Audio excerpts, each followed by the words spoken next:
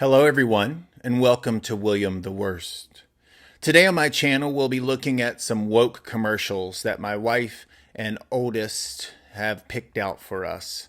But before that, I hope that you'll leave encouraged and, more importantly, informed. There's not much encouraging about the ads we'll be reviewing.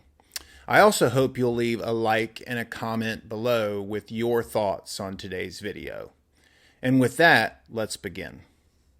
So the first commercial we'll be looking at is a 30-second spot by Noom, which is a weight loss app. It's pretty evident as we get into these what's wrong with them, but we're going to start with something pretty easy. Now we'll be doing this hit the bar style, courtesy of my friends the Messed Up Church, Stephen and Paulette Kozar, and of course the lovely Lucy. So we'll borrow a chapter from their book in this, and so let's get started.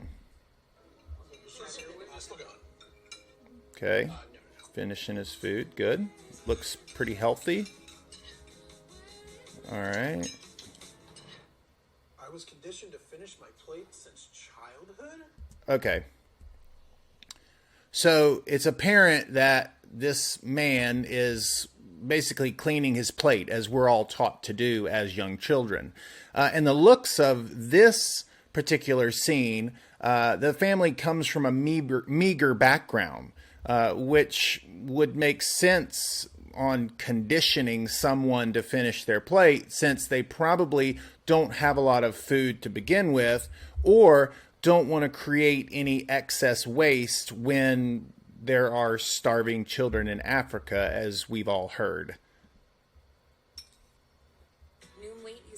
And look at the guy over here that brushes off, of course, the in-shape guy brushes off the snack offered to him, while the other guy is basically blaming his dad and or parents for making him, I guess, finish his plate, as every other human parent has done before.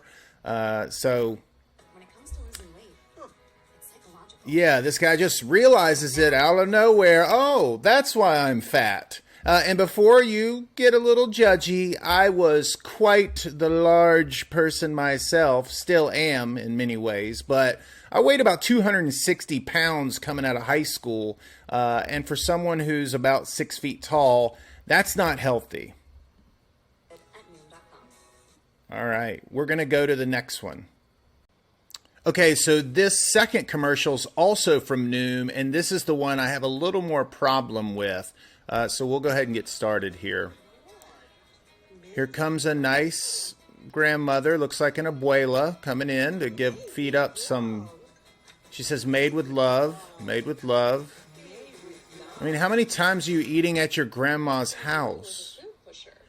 Oh, okay. So she says that she has been dealing with a food pusher, and I guess this is somebody who wants to be nice to you and make homemade meals for you for free when you come visit. My question is, what are you eating outside of those 3 squares per day? A lot of snacks, a lot of junk food. Again, not making fun of this woman or this actress. It says they are, I guess, actor portrayals, but 80% of fitness is your diet. 20% is your physical exertion.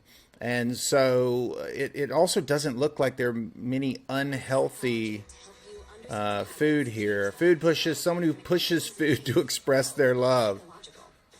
Y'all, leave abuela alone. I mean, whose grandmother hasn't been a food pusher, if you will? I mean, this is just insane. So these past 2 commercials have basically blamed obesity or overeating on other people. And this is just indicative of our society today, whereas no one takes responsibility for anything they do. It's always someone else's fault. And I take this personally as a former fat person who worked hard to eat right and to exercise regularly, regardless of when I would go to my grandparents' houses or my parents' houses or sister or brother or whoever and get a great home-cooked meal.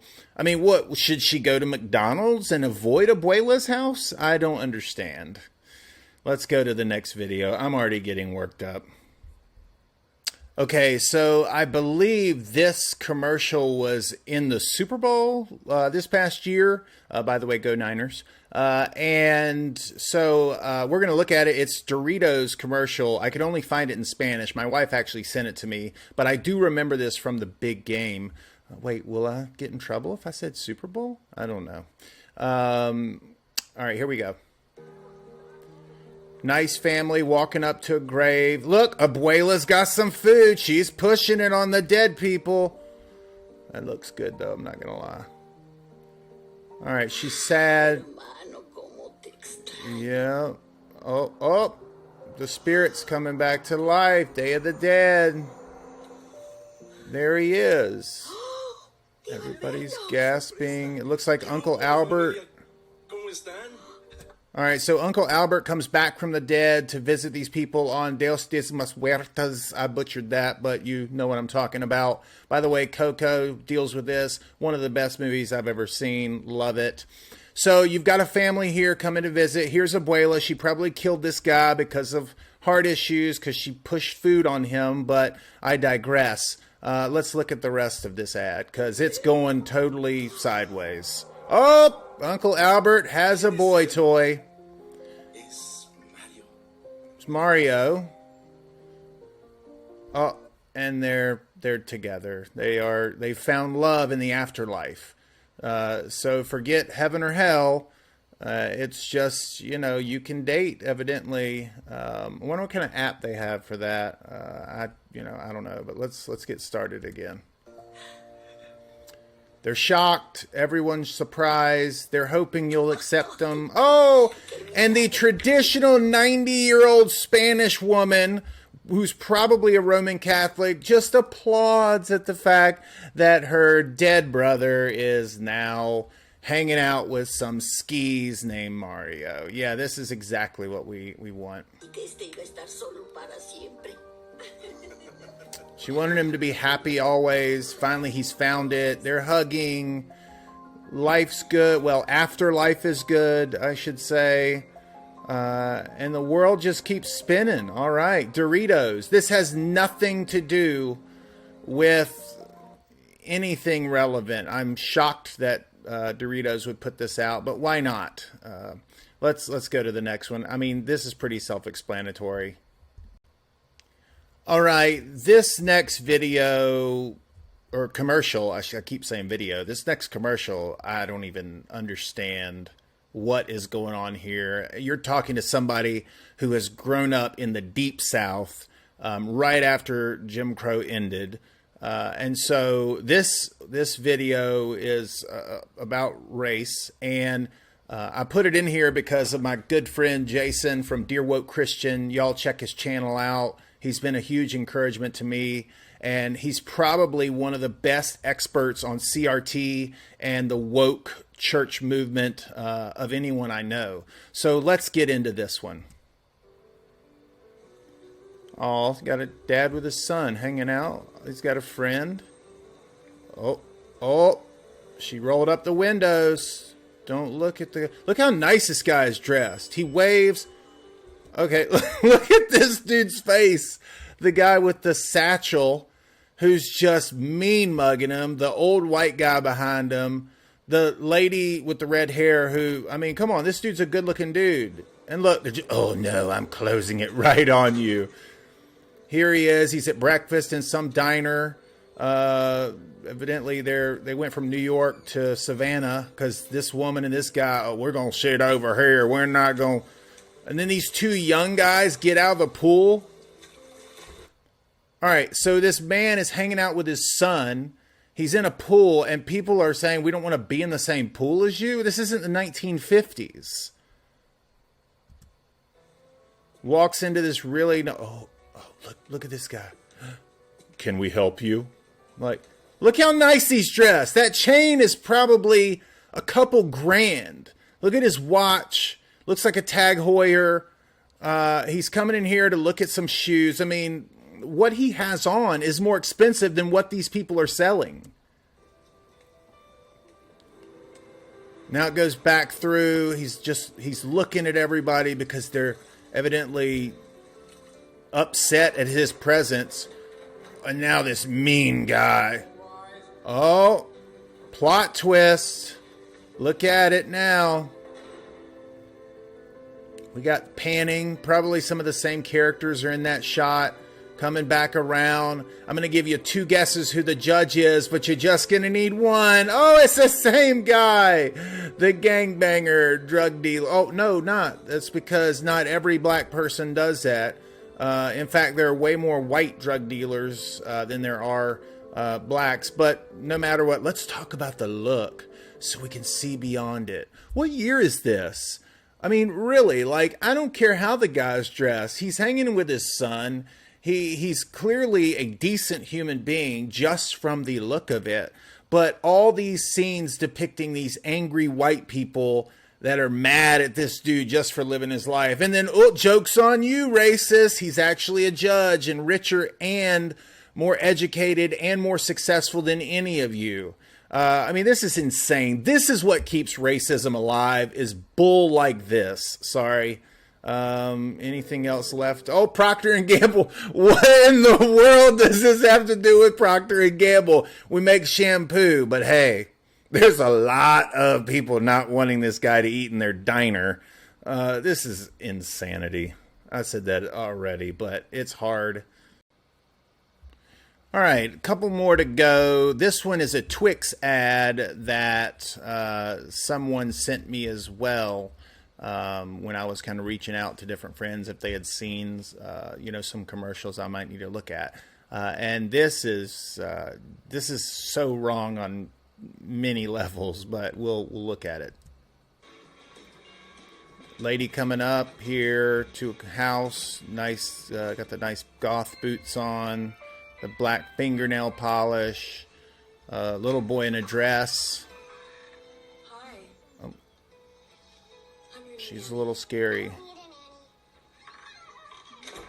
That's Scary Poppins for you, by the way. And I just came up with that. That was not planned, FYI. But why is the kid answering the door? And why is he, he's playing with stuffed animals and dolls. Okay. I used to play with my sister's Barbies when I was 8. But I didn't have a ball gown on when I did it. But still.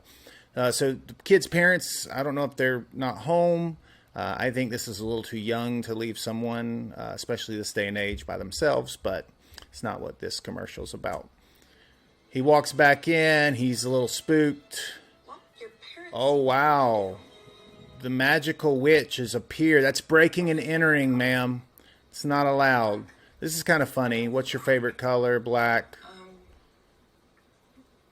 Charcoal. That's good. Couple little girls looking at him oddly, which is totally normal, to look at him oddly, not that he's in a dress. Are you a good witch or a bad witch? Do you want to find out? So, oh, cool. So she's threatening the 2 9-year-old girls that have stopped by to, rightfully so, question why this little boy is wearing a dress and point out that it's not Halloween. So that's good. Your child endangerment, add that to the breaking and entering for this young Rhodes Scholar we have here as a babysitter. Oh, that's good. She's... Do you want to wear it? All right, you can wear it. What does that have to do with the buckled, the seatbelt? Okay. So he's playing soccer. You're nowhere near a real field, buddy. Princess. All right. You look like a girl. Okay, good. Yes. I mean, I don't think this is odd that someone, a boy his age, a peer, would ask why you're wearing a dress. I know that every single Inquisition now is bullying, but it's not weird to me. As long as he's nice to him, we'll see. Why are you wearing that? Dressing like this makes me feel good. Okay. Why is he answering the nanny? Like, why did he turn around and talk to her? Is he looking for validation, I guess? See, this is the problem. He's a kid. Everything in his life needs validation. The ham sandwich he had for lunch needs validation. Nanny? She looks weird. You look weird. Your nanny looks weird. You guys are They do both look weird. Boys don't wear dresses. Different. Oh, she's conjuring up a spirit. He's like, what? Oh, where is it coming from? What's happening? Oh, man. Oh, she just chucked the kid. She literally just like made the kid fly away. Didn't look like he was going too slow. Probably broke some ribs, couple, like a leg maybe, both arms, some vertebrae. But she just assaulted this little boy. That's not self-defense, ma'am. She is racking up the rap sheet. Now she's like, we should go because she knows what she did was wrong. Yeah, probably. That's someone else's kid. And okay, happy Halloween, Twix. We get it. But this was ridiculous. That woman committed many felonies, and we'll just move on. But let me say this.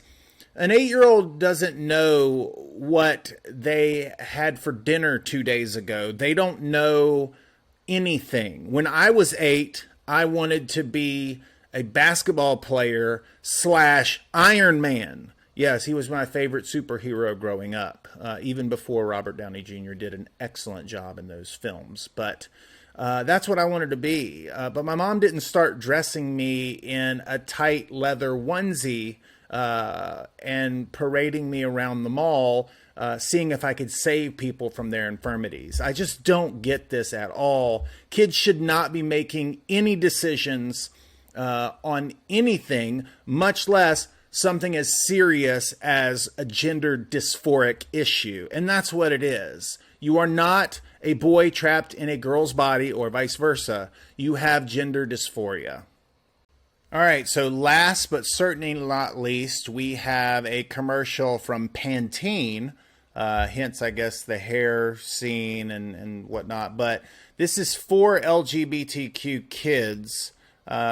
I don't know why in the world we're sexualizing children in this way. I mean, LGB, we know what that stands for. That's more of who you're having intimate relations with versus the T and the Q, which would be transgender and or queer. And of course, they've added 48 letters and division symbols and all that to this. But this is talking about a young boy who now identifies as a young girl named Sawyer. It's let's look at this. Hair is more than how you look. Okay, that makes no sense. How you're seen. Sawyer is an old soul. She is you got the Ellie and Ashley creative kiddo.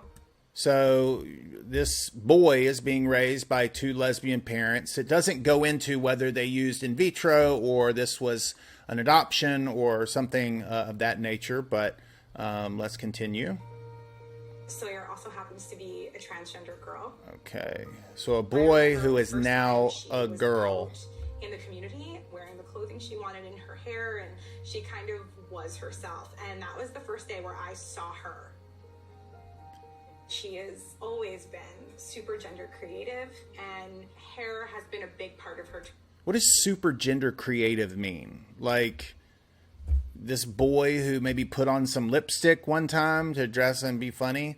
I wore my sister's almost half her wardrobe when I was going trick-or-treating one Halloween. I think I was 13 or 14.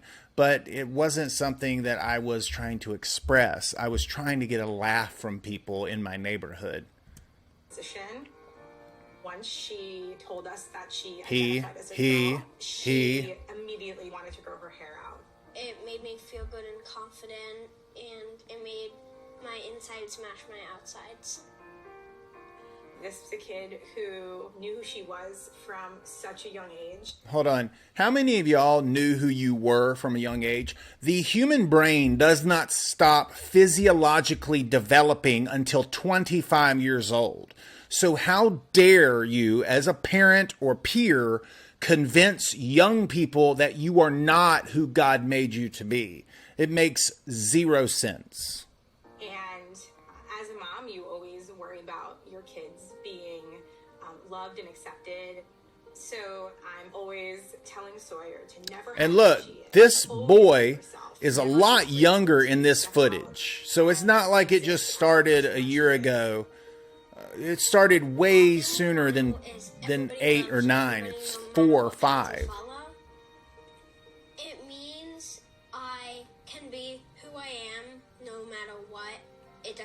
Do you see the mom shaking her head while she's talking, like almost coaching the daughter through, or the son, I should say? This was in no way organic. The kid looks nervous, rubbing his arms on his knees, and clearly saying words that have been given to them. But hey, Pantene knows a lot about gender equality. Because everybody loves me.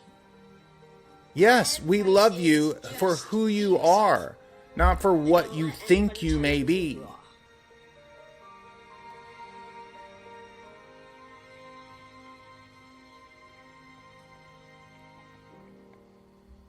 Family is beautiful. Transgender ability. Here's my problem, though, is,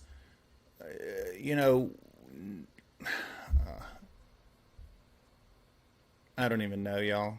I'm sorry. This has been nuts. I'm going to end with an actual good commercial. This is one of my favorite commercials as a kid. It's from Wendy's, who they've also kind of gone woke as well, but I'm sure this old lady would be upset at that. But this is an example of a good commercial. I don't need Twix or Doritos or Noom or Pantene or Procter Gamble to teach me about morality. I use God's word to teach me about morality, because that is the standard of all things, good and or bad. And this certainly is, in my opinion, it's beyond a travesty. This is child abuse when you get down to it. What's a big fluffy Talk bun? to the manager. It is the manager. Where's the beef? He's putting us under the supervisor. If you ask me, which you didn't, we should call the owner. At Wendy's, the hamburger we modestly call a single has more beef than the Big Mac or Whopper. We've got the owner. Hello? Where's the beef? Wendy's kind of people never ask, where's the beef? I don't think there's anybody there. I really don't. All right, y'all, so that'll do it for today's video. We'll look at more commercials like this in the future. Again, my channel will talk mostly about spiritual issues, and of course, all of these commercials have something to do with just that, the spirituality or lack thereof of these people in recognizing their own sin, repenting of that sin, and turning to Jesus Christ. And once again, thanks everyone for watching. Until next time, my friends.